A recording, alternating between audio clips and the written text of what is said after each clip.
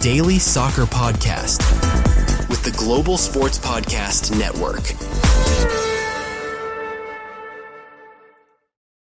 Hello and welcome back to the Daily Southampton, part of the Global Sports Podcast Network. My name is Greg Elliott, and as always today joined by my good friend and wonderful co-host, Zach Finch.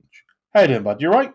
Good morning, good afternoon, good evening. Yeah, we have just watched what I can only consider to be the dullest press conference I've ever seen. And that is saying something, considering we once had Ivan Juric as a manager.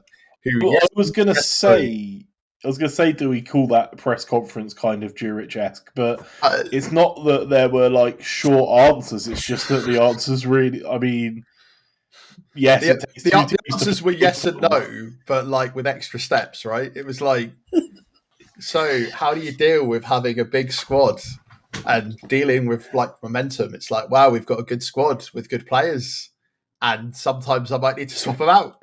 It's like, any injury concerns? Ryan Fraser's a bit sick. Anything else? Not really. Like, do you cover more details on the training pitch? Yes, it's important for me that players know what to do. It's going to be a different game on Saturday, on Tuesday, as it was to Saturday, and we're going to have to learn to pass it into different places, and they need to know that. And it's like, man, are we just going to be like, is water wet? Question mark. Like. And that's no disrespect to like Adam and Alfie and that. Like, what are you supposed to ask at this point? Like, I guess it's 9:30 in the morning. Everyone's tired. You're asking the questions like, "Hey, how do we feel about tomorrow's game?" There's nothing super different or super exciting. It's not like we've got an awful thing going on, right? It's not like we're like, "Hey, so how are we going to get out of this slump? We're on a 3-game winning streak." So, I can't say anyone for it, to be honest. But it was just like, oh yeah, let's wait for the presser and then we can just record. I'm like, wait, didn't need to watch that press conference at all. Well, look, it's safe to say that what we can take from it is that Ryan Fraser will not be in our predicted lineups. Fraser will not be in our predicted lineups. No. I'm sure he was there for at least one of us. But I mean, look, how you feeling heading into game tonight? Like, it's a bigger test, isn't it? That's where I'm at. Like, it's a much bigger test than what we've had so far. The good part about it is that I doubt they're going to sit in a low block for the entirety of the game and not try and go for us, which should play into our newly found confidence and flowing style of football.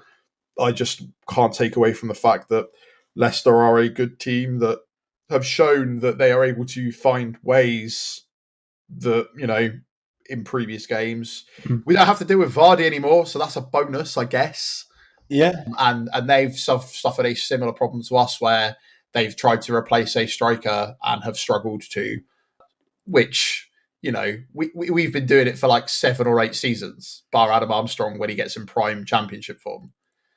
But yeah, so like that makes me a little bit more confident. It just depends if we can keep up with them. But I think it's going to be Eckert's first gritty, proper test, right? Because if Charlton are playing the way that Leicester are playing, but they are Charlton and have players from Charlton, we see what we saw Saturday, right? Yeah. Playing against Leicester, I think it's just a different kettle of fish. You know, there's always that. Definitely makes for an interesting game, right? Like you say, they're going to come at us, which in theory plays to our strengths. But are we going to be in another one of these positions where it's like regretting missed chances, or are we going to actually like put it away and just hammer it home? I mean, our historic form against Leicester is not great. No. In the last 26 matches, we've only won 6 and they've won 14. So it's, and you know, I don't want to be that person that mentions it, but one of those 6 was by a large number of goals, right? Yeah, but also, again, I don't understand how they still have one of those defenders in that from that 9-0 loss. And it's baffling that like the idea that they'll hype themselves up by playing all of that, knowing that one of their central defenders is going to be in that montage of the other team. Like, it's such a weird thing to me to buy 2 of the members of that defence. But again, I've mentioned that more than a few times in the past. So yeah, of course there's going to be a psychological edge to it, but we've talked about these kind of things before and how there's meaning to it if it continues, but also like records are there to be broken. And I feel like we're probably heading into it with slightly more confidence than they are. Although they're on a tiny run of good form, there's definitely an uptick from them as well, right? 2 wins on the bounce for them, a draw prior to that, although previously to that they lost to Blackburn. So it is. Yeah, but we also lost to Blackburn. It's got the shapings. It's shaping up to just be a really good, gritty game, right? Like, yeah, both teams coming into their good spell in the season. Because of that, it'll end up being terrible and 0-0, and everyone will be like, well, no one wanted to watch that. And then we'll be annoyed, and we'll have a late night recording where we're somehow having to try and talk about a 0-0 draw, which is always awful. Yeah. The irresistible force meeting the unmovable object, right? And just nothing budges and nothing comes to, and it's just scrappy. And yeah, I could see it going one of those ways. Yeah, both teams would be expected currently to be doing better as well, like just in the terms of like the table and how the season's gone so far. You know, this isn't how it should be for either team, right? Like lower mid-table and mid-table, isn't it, where you'd expect us to be? And like whereas you look at sort of Middlesbrough and Coventry, and they are where they are on merit, quite frankly. And I guess that, you know, it shows that it's not easy. And plus, like, they've still got, surely at some point, a points deduction to come. Is that ever going to happen? I mean, I was looking this up before the point of recording, and I think I've seen sources saying that it could be as early as this week that it actually gets like put through.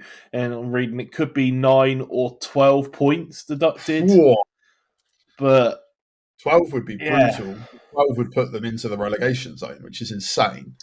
But at the same time, like, as much as we criticise Sports Republic for the things that they've done, and our Mythbusters episode showed that they are not reinvesting half as much money into the playing squad as they probably should be, they have at least been shrewd enough to not put us in a financial position where 50% of the points we've earned so far could be taken away for, you know, financial mismanagement. We just get to worry about what's actually happening on the football pitch, which has equally been crap, but... And it's more interesting, right, because they were supposed to face some sort of points deduction or some sort of penalty last season, but dodged it because it was deemed like out of the Premier League's remit.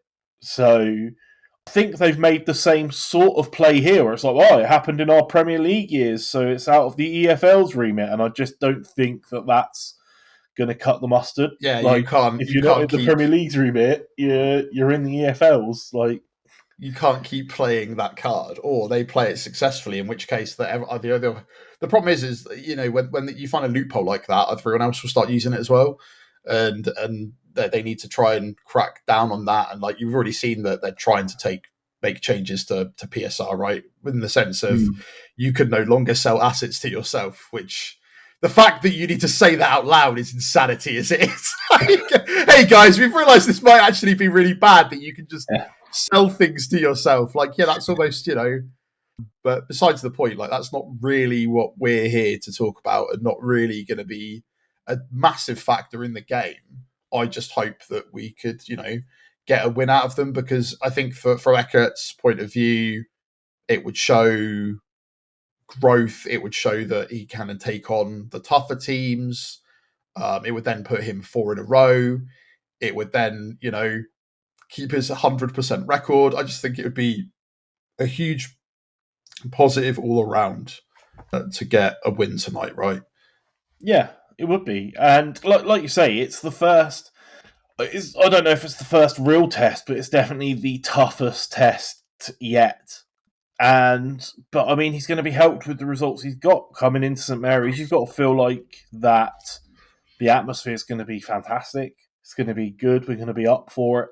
It's not going to be a miserable Tuesday night, right? Like, even if the weather's not great and it's dark, it's not going to be how it's been that we were talking about previous seasons, where, you go to Chelsea or Tottenham, or go to watch them at St Mary's, batter us 5-0 on a Tuesday, right? It's going to be, people are going to go into the game with positivity and heads held high, and talking about all the different players and looking at the team sheet and being excited basically to see anybody, because everyone recently has stepped up and proved themselves. So yeah, it should be a really, really good game. And I hope everyone that's going has a wonderful time and we get the result that we deserve. Yeah, I hope so too. As someone that's going, I hope I have the best time. And hopefully it's not too cold and too wet. You'll be fine. Look, before we head into team predictions and the break, we love the little spiel from my stats website and their prediction. So, good. Look, it reads well. It says, coming into this game, Southampton have picked up 9 points from their last 5 games. Hey! And we've scored 11 times in the last 5 fixtures. So, it's good. Oh, that's so that's that more goals than we scored the whole of last season. Maybe. It's like it.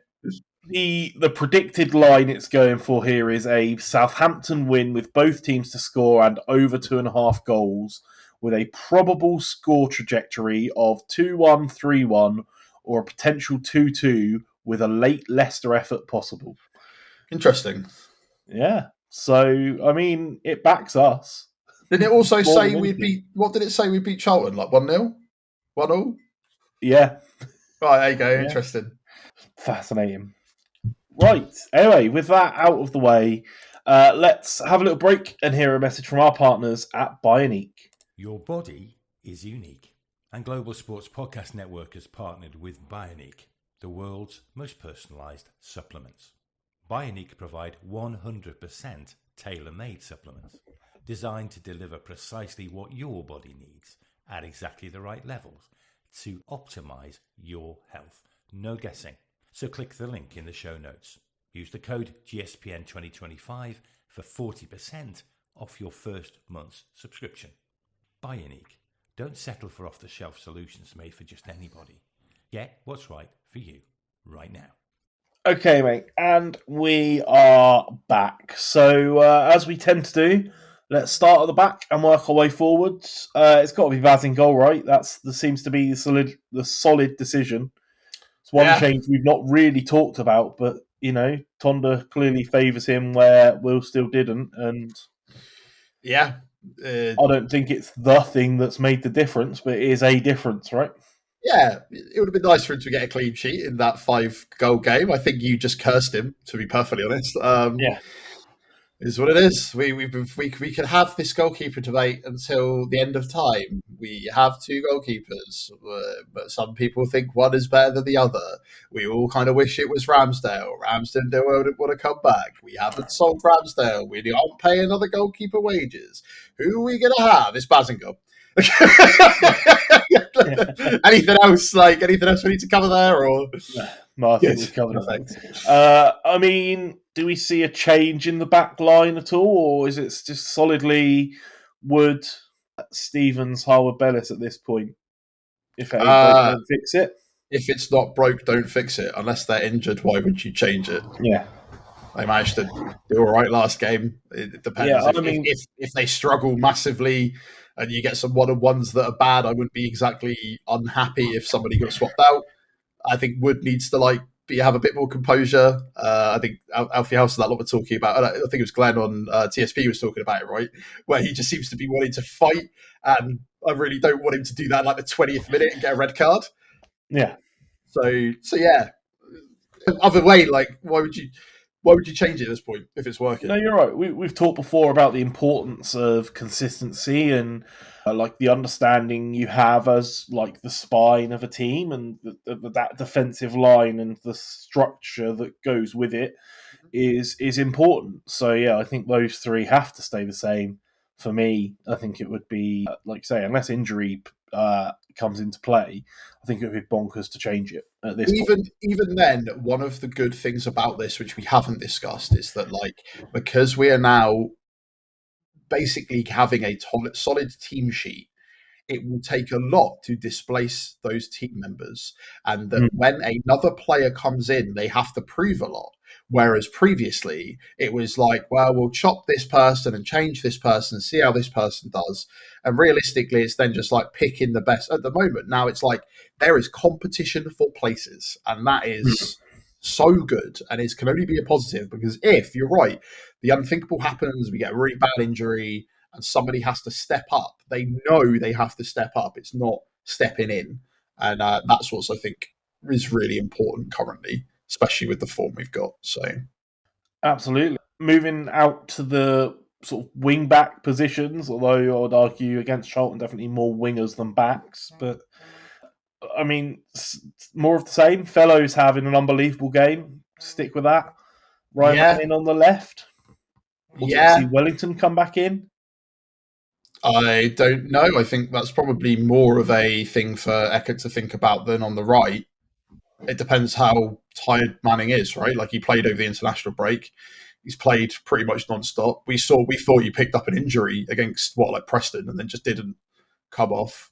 So he's played a lot. So I wouldn't really be surprised. But also, I think if Wellington comes back at any point, he'll have a point to prove, considering his last involvement with us was to just get red carded, which was just awful, just silly. Yeah, exactly. So I'm kind of not bothered if it's either or, but I would probably say, it's Manning to start with, at least. Just might have to.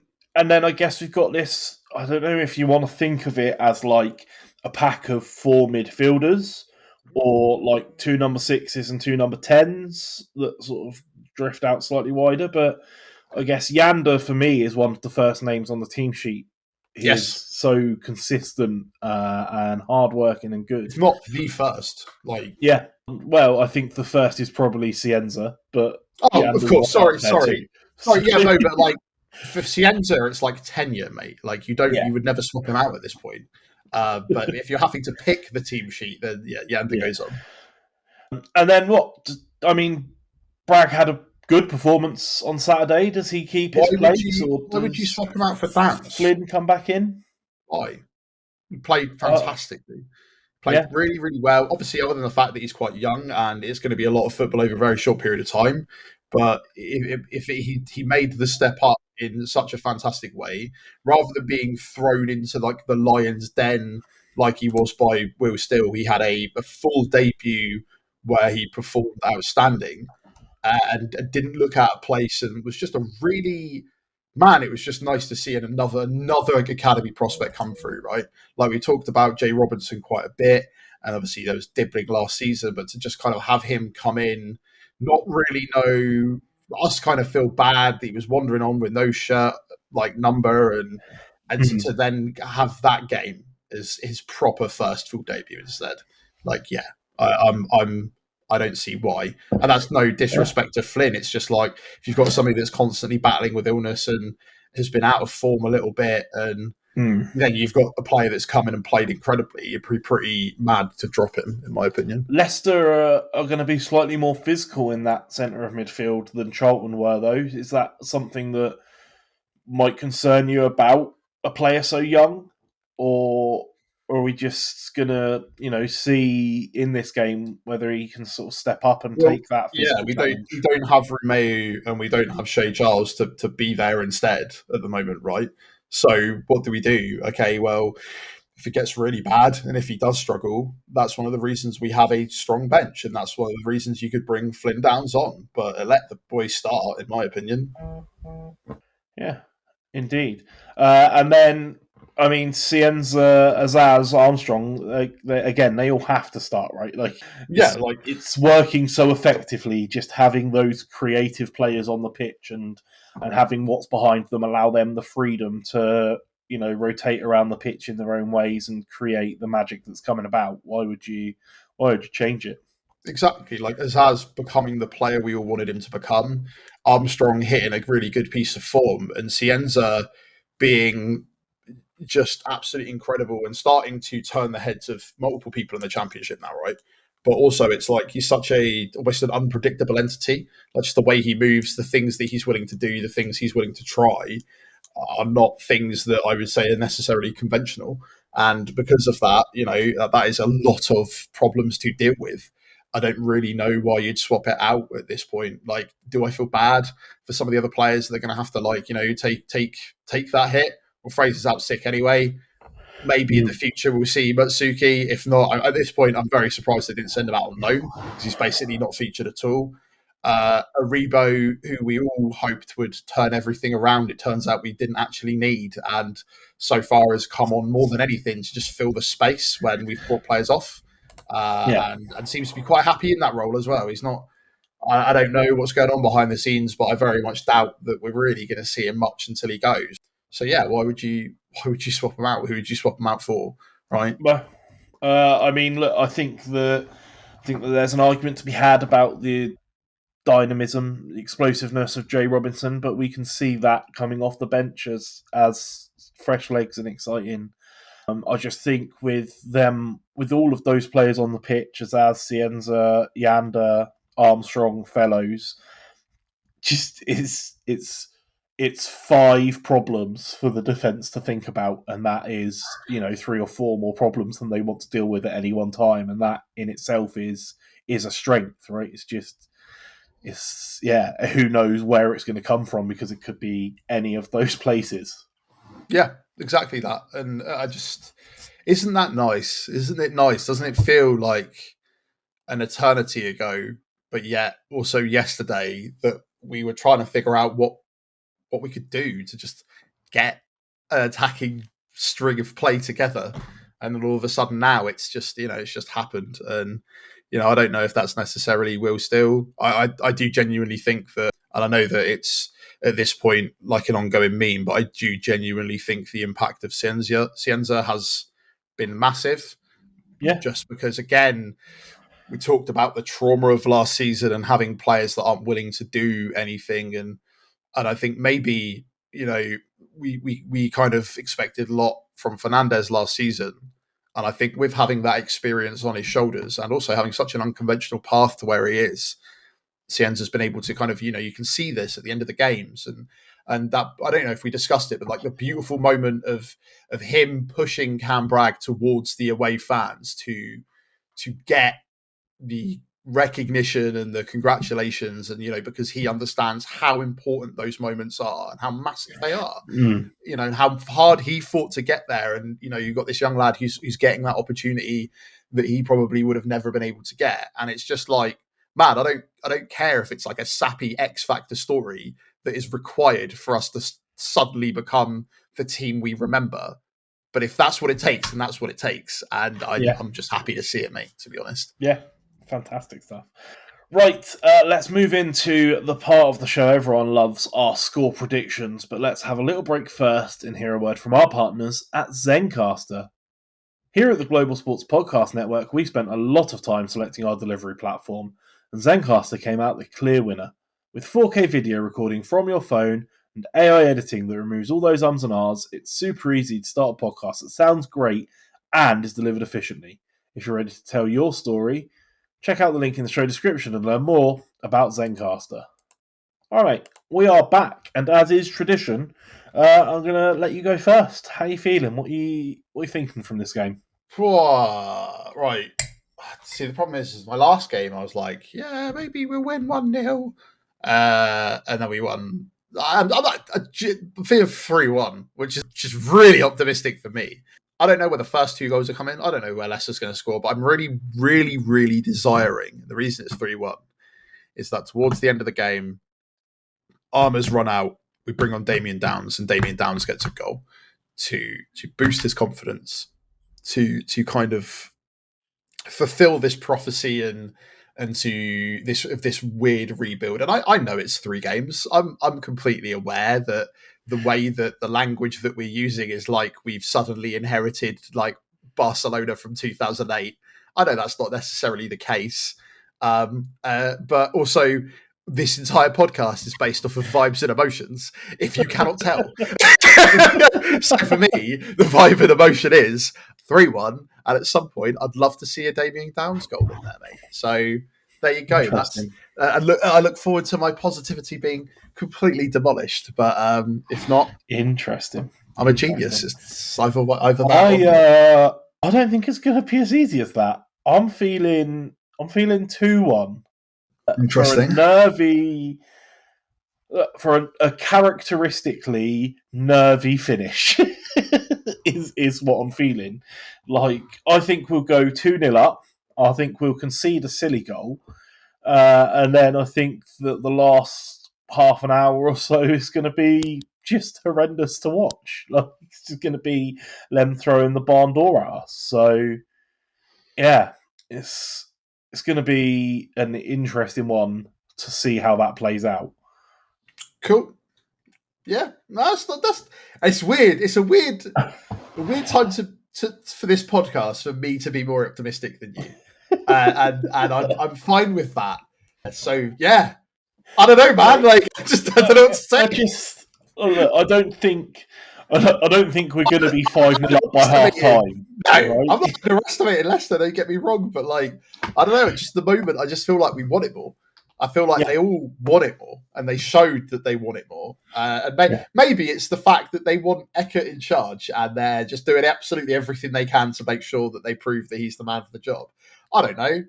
I just want to enjoy the ride. We talked about it quite a bit yesterday, but you're right. I mean, we talked about 5 in a row and how ridiculous that would be, and how, almost it's daft not to give him the job at that point. But realistically, 4 in a row pretty competitively makes that argument, regardless of what happens Saturday, right? To be honest, 3 in a row is still the second most successful manager in the Sports Republic era.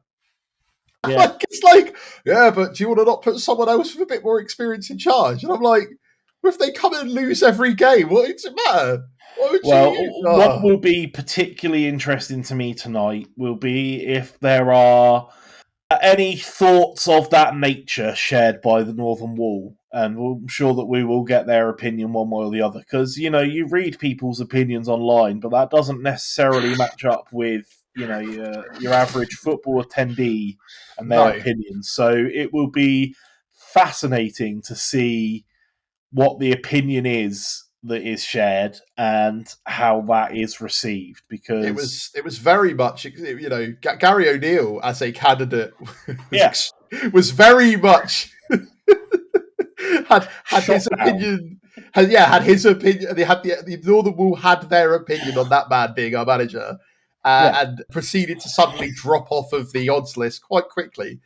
Yeah. So I agree. So that'll be interesting. But man, what a game to look forward to. Who doesn't love Tuesday night? We busted the myth that we don't win after international breaks. We came out and proved that wasn't the case on Saturday. Now let's bust the myth that we are worse midweek. I may be feeling a 2-1, but I'd be so happy with a 5-0, Let's just keep those vibes running onto the weekend and have a wonderful time. But let's keep the belief, and then either you'll hear from us tonight with a very much sort of deflated attitude, or you'll hear from us with a very, buzzing, happy attitude. It really depends. That's it. But either way, you can assure yourself that we are in for some late night emotions one way or the other, which everyone loves from a midweek game. But until then, let us know your score predictions and your thoughts in the comments or on the socials. We love hearing from you. And we're on all of them. We're on X, Blue Sky, TikTok, Facebook, Instagram, YouTube, everywhere. Hit us up. Let us know what you think is going to happen. And like I say, we will be back to talk about it either way. But until then, have a wonderful day, everyone, and come on, you Saints.